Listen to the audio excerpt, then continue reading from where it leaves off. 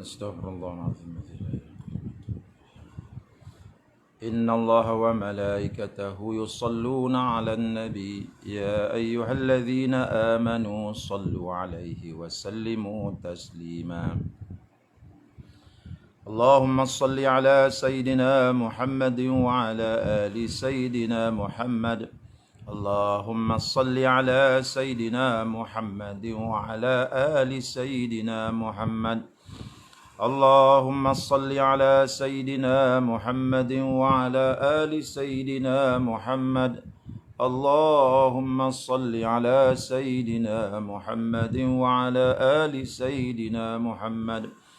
اللهم صل على سيدنا محمد وعلى آل سيدنا محمد. اللهم صل على سيدنا محمد وعلى آل سيدنا محمد. اللهم صل على سيدنا محمد وعلى آل سيدنا محمد. اللهم صل على سيدنا محمد وعلى آل سيدنا محمد. اللهم صل على سيدنا محمد وعلى آل سيدنا محمد. اللهم صل على سيدنا محمد وعلى آل سيدنا محمد. اللهم صل على سيدنا محمد وعلى آل سيدنا محمد. اللهم صل على سيدنا محمد وعلى آل سيدنا محمد. Alhamdulillah, syukur pada Allah Subhanahu wa taala, akhirnya kita dapat bertemu juga di pagi Jumaat yang sangat mulia ini. Syukur pada Allah kerana Allah masih lagi mempertemukan kita di dalam rancangan tafsir ataupun hadis Riyadhus Shalihin yang sangat indah ini. Tuan-tuan yang saya hormati sekalian, pada pagi ini marilah sama-sama kita mendengar sepotong dua hadis untuk kita pertama sekali mengambil ilmu, yang kedua kita cuba untuk mengamalkannya supaya kehidupan kita kehidupan yang dinaungi senantiasa oleh sunnah Nabi Muhammad sallallahu alaihi wasallam. Pada pagi ini kita akan membaca hadis berkaitan dengan sunat memperbanyakkan orang untuk makan. Sunat memperbanyakkan orang untuk makan bersama. Nabi sallallahu alaihi wasallam telah bersabda, An Abi Hurairah radhiyallahu anhu qala Rasulullah sallallahu alaihi wasallam, ta'amul ithnaini kafiyat thalathah wa ta'amu thalathah kafil arba'ah, muttafaqun alaih. Hadis ini daripada Sayyidina Abi Hurairah radhiyallahu taala anhu. Abi Hurairah ini terkenal sebagai salah seorang daripada perawi hadis yang sangat banyak. Ya. Dan beliau merupakan ahli sufah. Apa makna ahli sufah? Makna ahli sufah ialah ia adalah merupakan seorang sahabat Nabi yang hidupnya semuanya untuk khidmat kepada Nabi sallallahu alaihi wasallam dan kepada Islam. Dia duduk di masjid, kerjanya tidak bergaji, mengabdikan diri kepada Allah dan memberi khidmat kepada Nabi Muhammad sallallahu alaihi wasallam dan kepada muslimin pada bila-bila masa dikehendaki. Jadi mereka ini oleh kerana memberi khidmat yang ikhlas kepada Nabi sallallahu alaihi wasallam, maka pada kerana itu mereka tiada gaji dan hidup mereka memang satu kehidupan yang sangat-sangat zuhud. Kehidupan yang sangat-sangat zuhud. Kita tak kata miskin. Kerana apa? Kerana mereka ini tidak miskin kerana hati mereka kaya. Tidak pernah mereka mengeluh. Bahkan ahli supah ini mereka kata Kadang-kadang beberapa hari mereka mengikat perut kelaparan di masjid. Kalau tak ada kenduri, tak ada orang hantar makanan, mereka kelaparan. Tetapi mereka tidak pernah meminta-minta. Mereka tidak pernah meminta-minta. Pergantungan mereka kepada Allah. Sebab itu kita tak kata mereka miskin, kita tak kata mereka fakir. Mereka ini orang-orang yang zuhud kehidupannya. Namun begitu mereka tidak ada yang mati kelaparan. Kenapa? Karena orang-orang begini rezekinya dijamin oleh Allah Subhanahu wa taala. Ini ahlus suffah. Jadi Abi Hurairah radhiyallahu taala anhu ini dia meriwayatkan satu hadis, katanya Nabi sallallahu alaihi wasallam telah bersabda, "Ta'amul itsnaini kafi thalathah." Makanan dua orang itu cukup untuk 3 orang. Asalnya kita masak untuk 2 orang. Orang tanya ni, untuk berapa orang makan? Untuk 2 orang. Tukang masak pun buatlah. Makanan tu memang estimate-nya untuk 2 orang. Dan tukang masak ni pun dia memang berpengalaman lah. Karena dia tahu 2 orang makannya banyak ini. Tapi Nabi kata, sebenarnya makanan untuk 2 orang itu cukup untuk 3 orang. Panggil lagi seorang. Panggil lagi seorang. Agar dapat makan bersama. Sebenarnya begitu. Makanan 2 orang cukup untuk 3 orang. Makna kalau yang 2 orang tu makan juga, maka mereka sebenarnya sudah makan melepasi keperluan mereka. Melepasi keperluan. Satu. Yang kedua, mereka ini kalau makanan 2 orang dimakan 2 orang juga, mereka ini tidak mahu mencari barakah. Mereka tak nak mencari barakah namanya itu. Keberkahan di dalam makanan itu ialah apabila ia dimakan oleh jumlah yang ramai. Lagi ramai yang makan, lagi berkah. Sebab itu Nabi kata, makanan yang dimasak untuk 2 orang boleh dimakan oleh 3 orang. Panggil lagi seorang, biar bertambah keberkahannya. Makanan ini yang pentingnya ialah barakahnya. Kalaupun di dalamnya ada kandungan nutrisi yang sangat baik, dengan vitaminnya, dengan zat besinya, tetapi kalau sudah hilang barakah, Allah tarik barakah daripada makanan itu, tiada gunanya. Sebab itu yang kita kena jaga adalah barakahnya. Makanan itu barakahnya. Bila barakah makanan itu, insya Allah Allah akan beri kenyang. Bila barakah makanan itu, insya Allah Allah akan terbitkan daripada makanan itu tenaga-tenaga yang baik, yang mana tenaga itu akan kita salurkan untuk kebaikan. Kalau makanan tidak barakah, nanti tenaga itu keluar, tetapi tenaga itu nanti takut digunakan pada tempat yang maksiat. Kenapa? Karena makanan itu tidak barakah.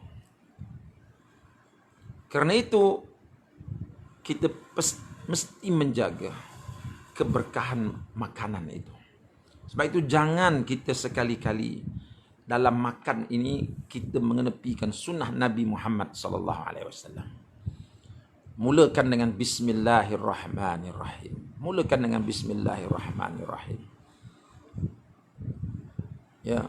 Kemudian kalau terlupa baca bismillah, kita baca bismillah ya awalu wa akhiru, dengan nama Allah yang awal dan juga yang akhir, yang tidak akan musnah kejadiannya. Mesti menjaga keberkahan makanan. Kemudian antara nak menjaga keberkahan makanan, kalau makanan itu untuk 2 orang, sebenarnya Nabi kata panggil lagi, biar ramai lagi, boleh untuk 3 orang sebenarnya. Nabi tambah lagi, wa ta'amu thalathah kafi al-bra'ah. Makanan untuk 3 orang sebenarnya cukup dimakan untuk 4 orang. Panggil lagi, panggil lagi. Makin ramai yang makan, makin banyak barakahnya. Makin ramai yang makan, makin banyak barakahnya. Karena barakah daripada makan itu sangat penting. Supaya zat yang kita dapat itu, makanan ini tidak menjadi racun. Supaya makanan yang kita dapat ini bertukar menjadi tenaga, dan tenaga itu akan dapat dimanfaatkan ke tempat yang diredai oleh Allah. Kita takut kalau makanan itu tidak barakah, nanti tenaga yang keluar dari makanan itu akhir sekali digunakan pada tempat yang dimurkai Allah. Ini yang menakutkan kita. Sebab itu kita menjaga keberkahan makanan itu. Ya. Kalau kita tengok tuan-tuan, keberkahan makanan ini dalam satu peperangan, ya, dalam satu peperangan Khandaq, peperangan Khandaq, di mana Nabi SAW dan juga para sahabat menggali parit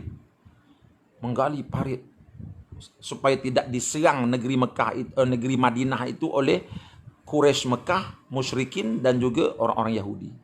Sebab mereka datang dengan ketumbukan tentera yang cukup ramai untuk menghancurkan Madinah. Nabi gali parit. Jadi dalam menggali parit itu tuan-tuan, Nabi terpaksa mengikat perutnya dengan tali dan batu kerana menahan kelaparan. Kerana kerja kena siap cepat. Masa tak cukup, kena gali. Para sahabat berkorban, Nabi berkorban. Sampai masa makan tu diketepikan. Tiba-tiba seorang sahabat melihat Nabi ini sudah kelaparan.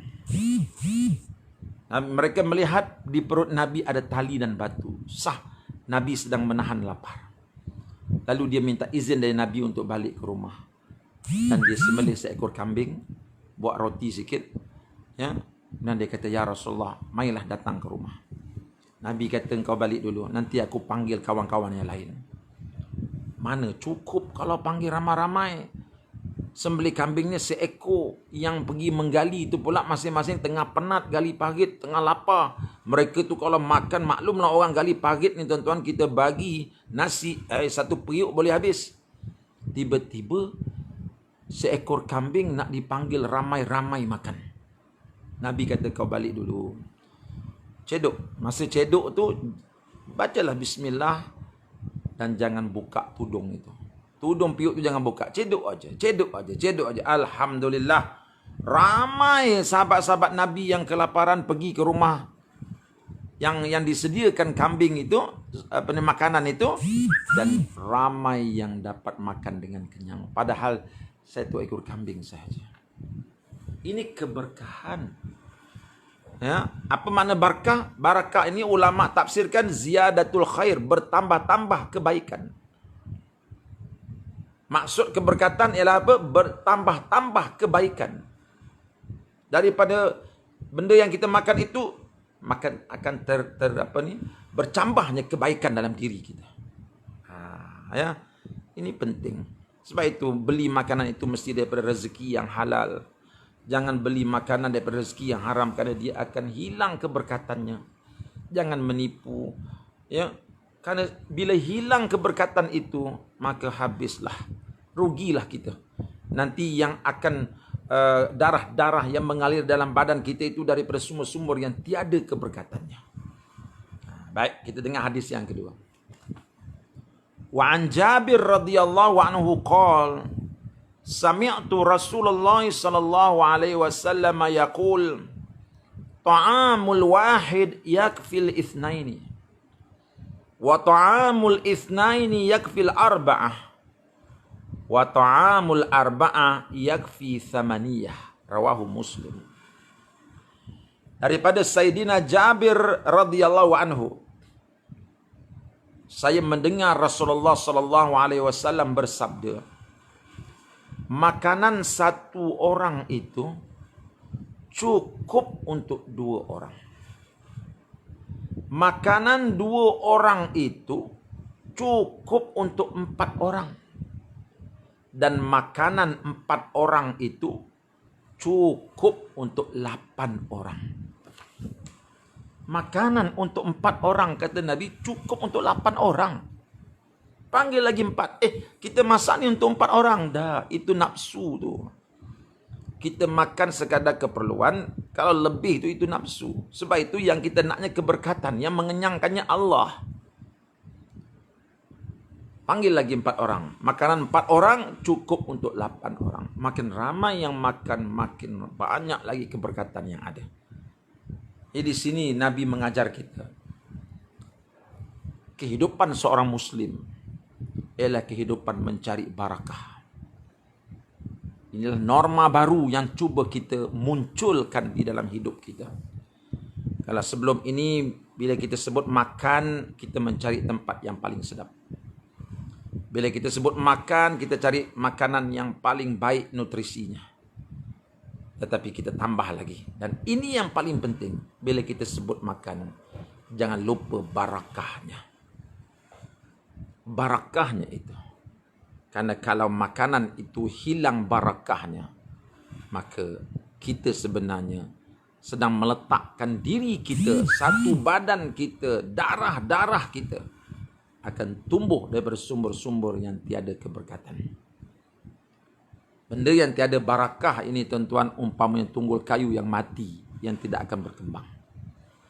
Tetapi sesuatu yang barakah itu walaupun sedikit, ia akan berkembang, bercambah, merebak. Dan akhir sekali kita akan melihat hasil-hasil yang tidak diduga dan disangka-sangka. Itulah pentingnya barakah di dalam kehidupan kita. Jadi tuan-tuan yang saya kasih sekalian, begitu hebat hadis-hadis yang dikumpulkan oleh Imam Nawawi dalam kitab Riyadhus Shalihinnya ini. Menunjukkan kepada kita jalan bagaimana kita nak mensempurnakan diri kita sebagai seorang Muslim. Tidak akan sempurna kehidupan kita sebagai seorang Muslim selagi kehidupan kita tidak melalui rel ataupun landasan yang telah ditunjukkan oleh Nabi. Hadis yang kita baca pada hari ini tentang makanan 2 orang cukup untuk 4 orang, makanan 4 orang untuk cukup untuk 8 orang. Sebenarnya ia merupakan salah satu daripada jambatan, landasan, rel menjalani kehidupan di bawah lembayung dan suluhan sunnah Nabi Muhammad SAW. Itulah keindahan hidup kita sebagai seorang Muslim apabila hidup kita di bawah suluhan cahaya sunnah Nabi Muhammad SAW. Jadi insyaAllah hari ini hari Ahad, hari ini hari Jumaat. Beruntunglah orang-orang yang pagi tadi dapat buat sujud sajadah dalam solat subuh dia. Itu sujud yang paling afdal sekali, iaitu sujud pada hari Jumaat, sujud sajadah. Jangan lupa tuan-tuan. Dan hari ini ialah hari untuk kita memperbanyakkan selawat ke atas Nabi Muhammad SAW. Perbanyakkan selawat pada hari Jumaat ini, kerana selawat kita akan dibalas semula oleh Nabi SAW. Kita saja yang tak dengar. Tapi sebenarnya selawat kita itu sampai kepada Nabi dan Nabi membalasnya. Jadi insyaAllah hiaskan hari Jumaat ini dengan perbanyakkan selawat. Mudah-mudahan hati kita menjadi lembut. Mudah-mudahan kita lebih dekat kepada Allah, lebih dekat dengan Nabi kita Muhammad SAW. Itu saja. Assalamualaikum warahmatullahi wabarakatuh.